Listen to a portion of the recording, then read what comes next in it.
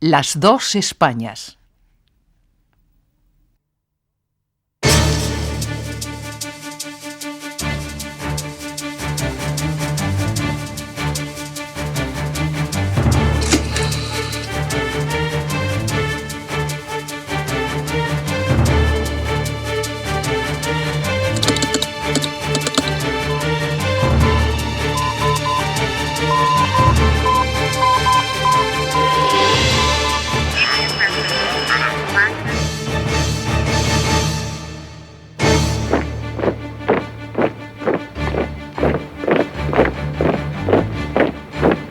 El levantamiento militar de julio de 1936 dividió España en dos. Las tensiones sociales y los conflictos no resueltos durante las décadas anteriores cristalizaron en una lucha fratricida y sangrienta que se prolongó durante más de 3 años. En ese tiempo, los dos bandos contendientes tuvieron que buscar financiación para sus ejércitos y tuvieron también que reorientar su producción para la guerra. La economía jugó un papel muy importante en la contienda y fue decisiva para su resultado final. Por lo demás, con la guerra civil, el país entraba en un periodo de recesión económica que se prolongaría durante mucho tiempo.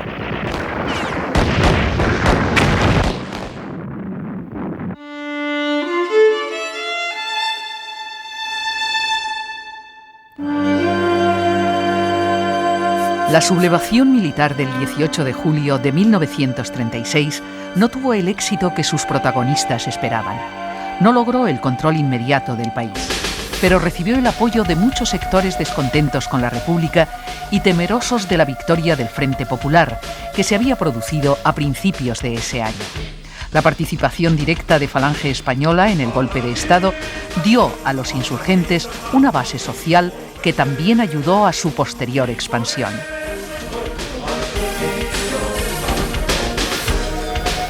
En un primer momento, la sublevación triunfó en las colonias africanas y en algunas capitales andaluzas como Sevilla y Córdoba. Triunfó también en una gran franja de territorio que, partiendo de Galicia, ocupaba la mayor parte de la meseta norte, La Rioja, Álava, Navarra y casi toda la provincia de Zaragoza. En las semanas siguientes, el autodenominado Bando Nacional operó sin grandes dificultades.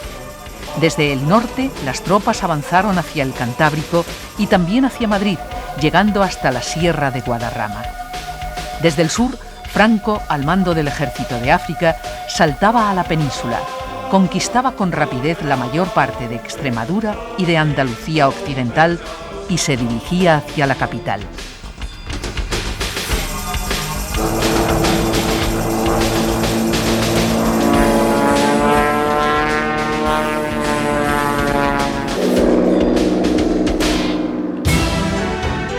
El gobierno legítimo de la República mantenía en su poder Madrid, Castilla-La Mancha y buena parte de Andalucía Oriental. Conservaba también el este de Aragón, Cataluña y la costa mediterránea hasta Almería. Además, una amplia zona de la cornisa cantábrica permanecía también leal al gobierno.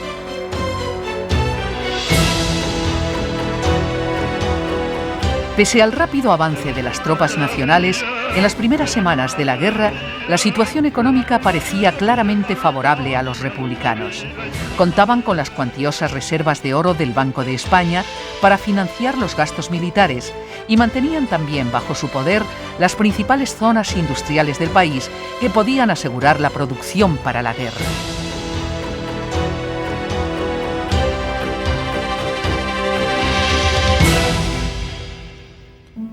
Los sublevados ocupaban extensas zonas agrarias del interior, pero apenas contaban con industrias y, sobre todo, carecían del capital necesario para afrontar los gastos de una guerra que ya desde el otoño del 36 se presumía larga.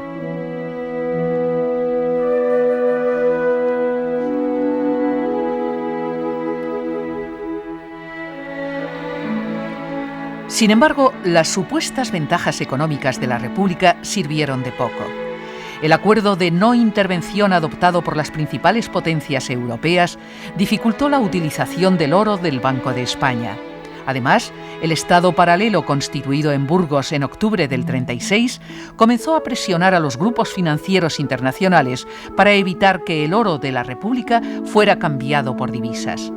El gobierno republicano tuvo problemas para adquirir armas en el extranjero y su capacidad bélica se resintió.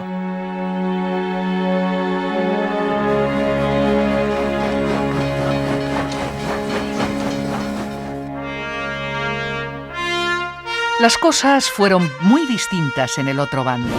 La Alemania de Hitler y la Italia de Mussolini incumplieron el tratado de no intervención y comenzaron a enviar a Franco armas, municiones, aviones y tanques. También pusieron a su disposición asesores militares y, en el caso italiano, incluso tropas de combate.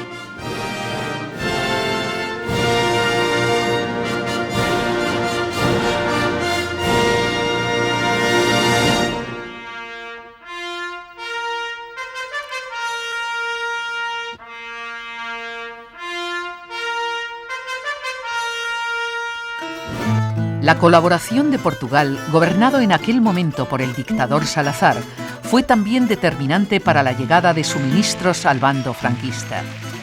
Y todo eso ocurría ante la inacción de los países democráticos occidentales.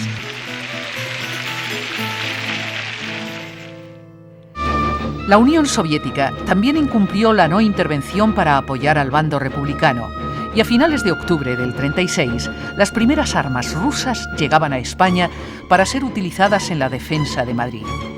La guerra civil se estaba convirtiendo en un campo de pruebas en el que algunas potencias, que después participarían en la Segunda Guerra Mundial, comprobaban la efectividad de sus tácticas y armamentos.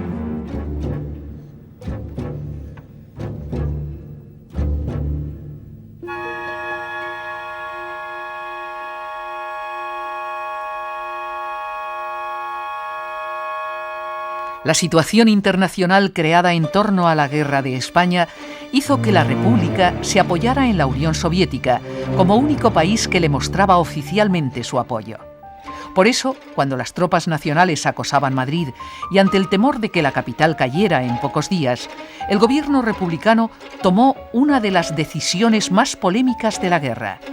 El mismo mes de octubre del 36, más de 500 toneladas de oro del Banco de España fueron llevadas en secreto a Cartagena.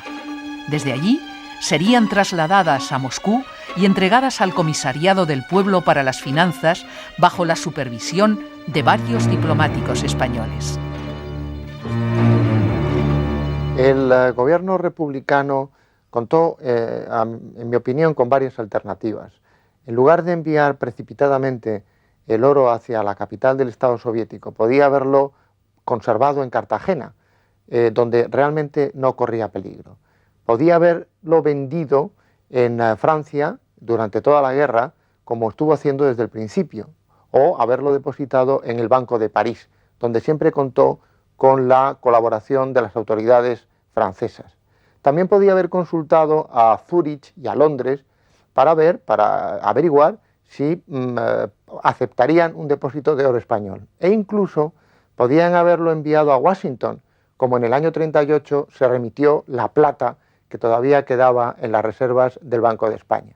De manera que yo sí creo que hubo diversas alternativas que no se contemplaron con tranquilidad. Enviar el oro a Moscú fue una decisión relativamente extravagante. Moscú era una ciudad alejada, donde dominaba un Estado impenetrable, una burocracia poco conocida, y significó dejar las reservas y el tesoro del Banco de España en manos de un dictador como Stalin. Con el oro trasladado a Moscú, el gobierno republicano obtuvo divisas para financiar compras en el extranjero. La Unión Soviética retuvo aproximadamente un 15% de los depósitos en compensación por los servicios prestados.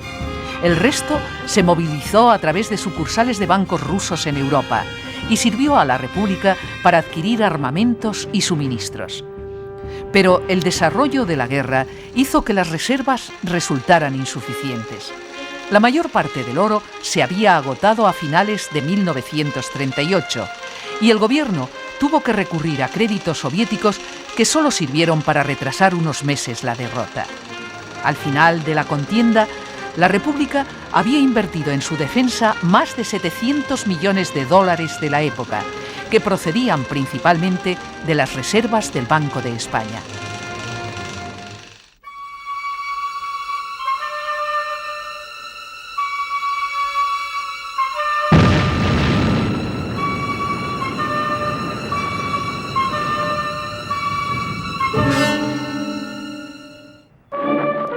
La financiación del bando franquista fue muy diferente. El nuevo Estado adoptó medidas monetarias que, entre otras cosas, pretendían acabar con el dinero enemigo. Los sublevados dejaron de aceptar las pesetas emitidas en la zona republicana después del 18 de julio y crearon una central del Banco de España en Burgos con capacidad para emitir moneda. Sin embargo, esas medidas no fueron suficientes y Franco tuvo que recurrir a otros medios de financiación que vinieron tanto de los Estados amigos como de algunos particulares.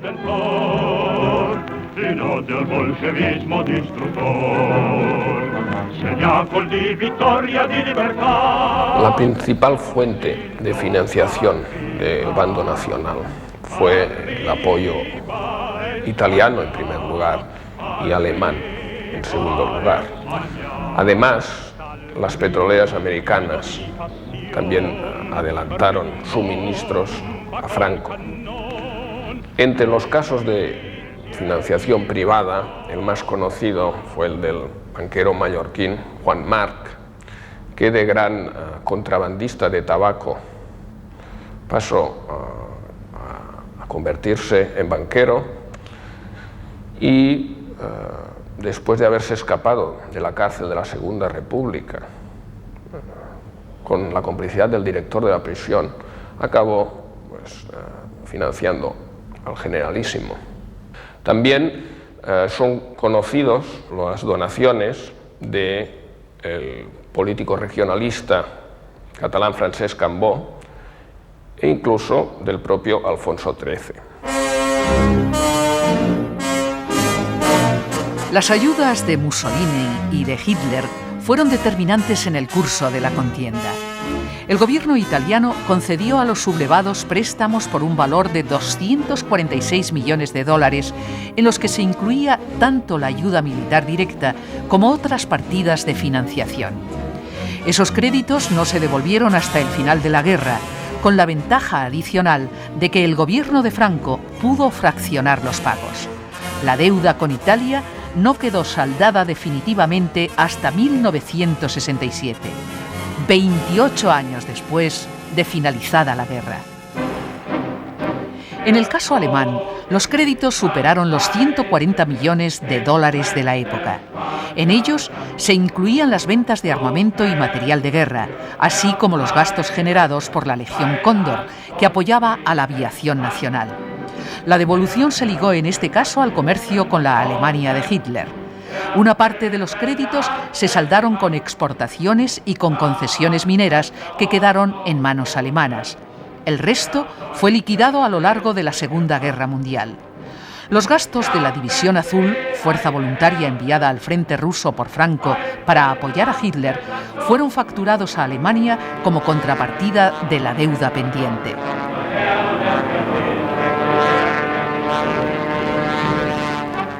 Pero las diferencias económicas entre los contendientes no solo estuvieron en la financiación.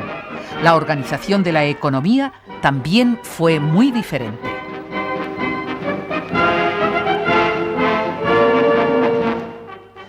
Durante la Guerra Civil, en la zona dominada por los sublevados, a diferencia de lo que sucedió en la zona republicana, no se plantearon serios problemas de abastecimientos alimenticios.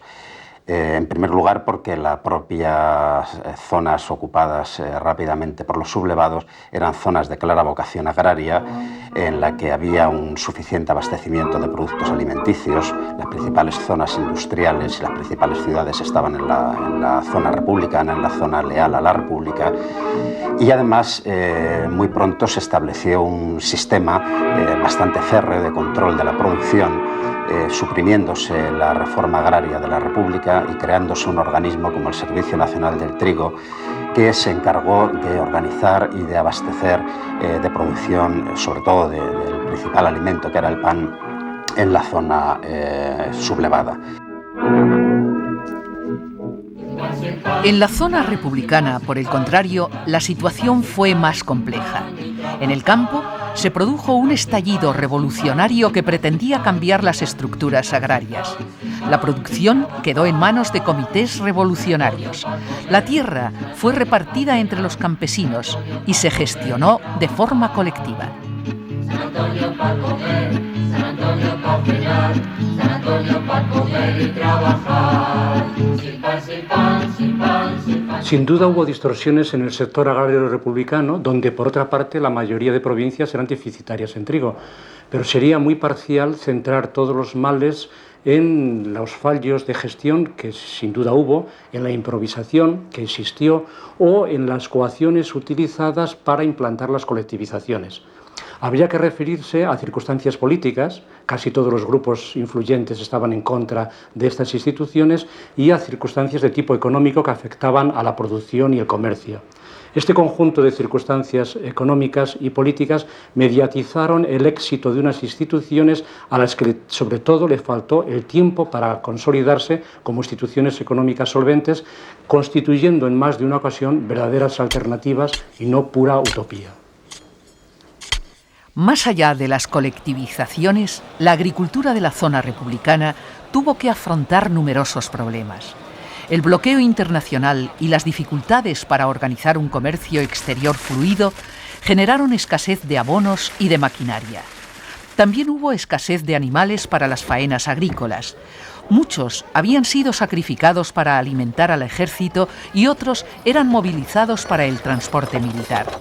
En conjunto, la producción agraria republicana descendió y hubo graves problemas para abastecer a las tropas y a las ciudades leales al gobierno. En el ámbito industrial, las diferencias entre los contendientes también fueron importantes. La producción industrial sufrió cambios muy considerables en ambos bandos durante la Guerra Civil. Las necesidades militares obligaron a la reconversión de muchas industrias a las necesidades precisamente de proveer de armamento a los ejércitos. Los cambios fueron desde este punto de vista comunes. En cambio, hubo otros elementos que fueron muy distintos. En la zona republicana, y muy particularmente en Cataluña, que era la principal área industrial del país, hubo una revolución social que afectó profundamente a la industria, la que se conoce como la colectivización de la industria. Ello generó cambios en la gestión de las empresas industriales y fue la principal experiencia socializadora después de la Revolución Soviética. En la zona nacional, la ausencia de plantas industriales tan abundantes como en la zona republicana obligó a la relocalización y a la promoción de nuevas iniciativas industriales, y así aparecieron empresas textiles o empresas de fabricación de armamentos en lugares insospechados donde nunca antes había habido una tradición industrial importante. Algunas de estas experiencias después serán importantes porque configurarán algunas de las ilusiones de la autarquía tal como la soñó Franco.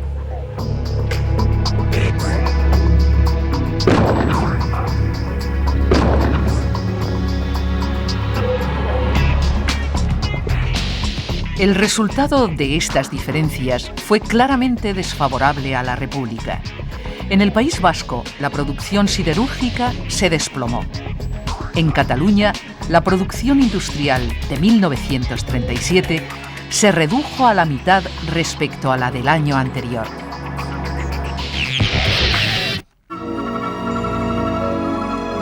Cuando en el verano de 1937 el Ejército Nacional conquistó el Tercio Norte, la capacidad de producción del bando franquista mejoró notablemente. Sus ataques habían seguido una clara estrategia económica que respetó escrupulosamente las grandes instalaciones industriales. En mi opinión, el principal objetivo de los bombardeos aéreos desde el bando nacional fue atemorizar a la población civil más que destruir capacidad industrial. El caso más paradigmático fue el de la población de la pequeña localidad de Euskadi, Guernica, que fue destruida por los Junkers alemanes. Uno de los primeros casos de una ciudad arrasada desde el aire en la historia. En cambio, las instalaciones siderúrgicas de la ría de Bilbao fueron preservadas.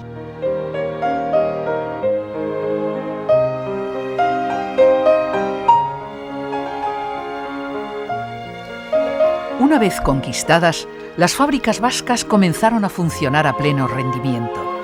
En un primer momento, el carbón necesario para hacer funcionar la siderurgia podía llegar desde Alemania. Después, la caída de Asturias permitió la utilización de carbón nacional. En uno y otro sitio, los prisioneros republicanos fueron utilizados como mano de obra barata. La militarización de las empresas, unida a la colaboración de muchos empresarios con la causa franquista, hicieron que la actividad económica se recuperara de forma espectacular. En 1938, la producción de hierro y acero de Vizcaya había superado a la de 1935. La reactivación económica del Tercio Norte sirvió a los nacionales para fortalecer su ejército y sus relaciones comerciales con el extranjero. Las fábricas del País Vasco construían cañones y proyectiles que eran enviados al frente. Las industrias producían también lingotes de hierro y bienes intermedios que podían ser transformados en otras fábricas de la zona nacional. Y sobre todo, se extraía hierro y otros minerales que podían ser exportados y generaban ingresos con los que afrontar los préstamos alemanes. A lo largo de 1938, esos préstamos se fueron incrementando y resultaron definitivos para el triunfo final.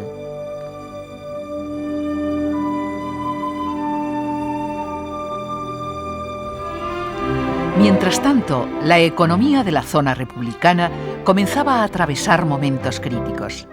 El acoso del Ejército Nacional sobre Cataluña empeoró la situación. La producción industrial volvió a reducirse a la mitad. La llegada de las tropas franquistas al Mediterráneo, conquistando una amplia franja de terreno que iba desde Vinaroz hasta el sur de Castellón, dividió la zona republicana en dos partes inconexas y dificultó aún más la organización económica. Los esfuerzos del gobierno republicano se centraron entonces en Palencia y Alicante. Allí se situaron las empresas de armamento y de aviación, y allí también se reconvirtieron las pequeñas fábricas de juguetes y de calzado para la producción de guerra. La industria valenciana logró cubrir, al menos en parte, algunas de las necesidades del ejército republicano.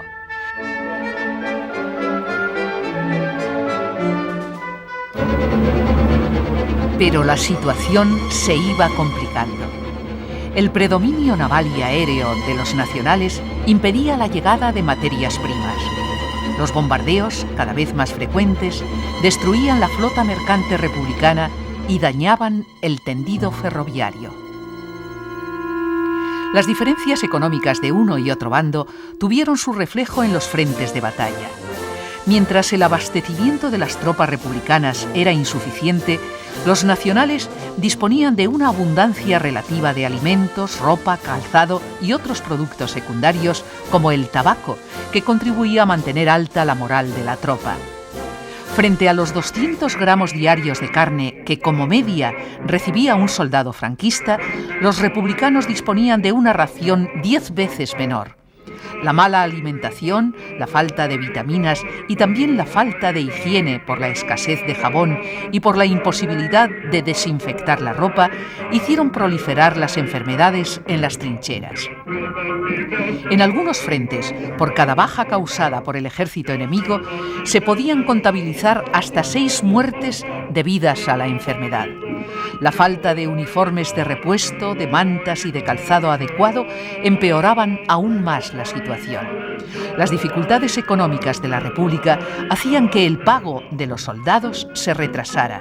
Los reveses militares contribuían a que los permisos fueran escasos y a que el descanso de las tropas fuera insuficiente. La escasez se trasladó también a las grandes ciudades, que seguían bajo el control de la República.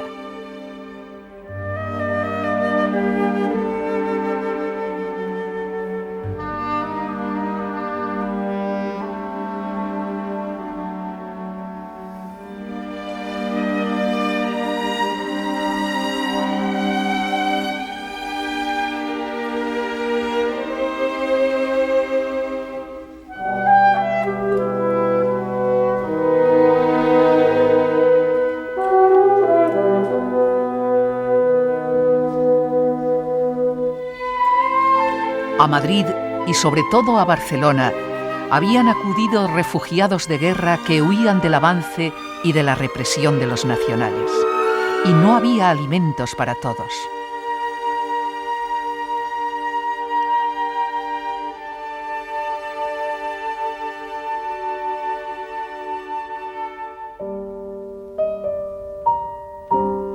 La aviación nacional llegó a bombardear esas ciudades con hogazas de pan para demostrar al enemigo la abundancia con la que contaba y desmoralizar así a los resistentes.